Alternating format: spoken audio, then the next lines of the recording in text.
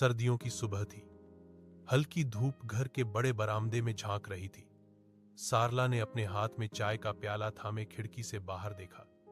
उसके मन में हल्का घबराहट और बेचैनी दोनों थी।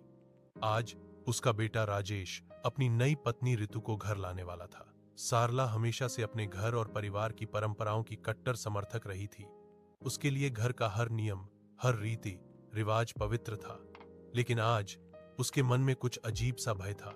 वह सोच रही थी, क्या मेरी बहू मेरी सोच और नियमों को समझ पाएगी? क्या वह इस परिवार में ठीक से बस पाएगी?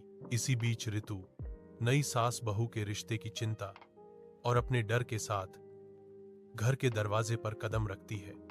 उसका दिल तेजी से धड़क रहा था। यह नया घर, नया शहर, नया परिवार, सब कुछ उसके लिए नया था। ऋतु ने गहरी सांस ली और कदम अंदर रखा। सारला ने उसका सामना करते ही उसकी चाल, उसकी पोशाक और उसकी मुस्कान पर ध्यान दिया। ऋतु ने नम्रता से हाथ जोड़कर प्रणाम किया। सारला ने हल्की मुस्कान के साथ उसे देखा, लेकिन उसके मन में सवालों की बौछार थी। नमस्ते बेटा। नमस्ते ऋतु, सारला ने धीरे से कहा।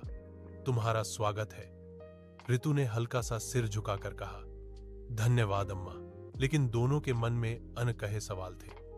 सारला सोच रही थी कि क्या यह बहू उसकी आदतों और नियमों को मानेगी, और ऋतु सोच रही थी कि क्या वह सास के कठोर स्वभाव को समझ पाएगी। समय धीरे धीरे बीतता गया।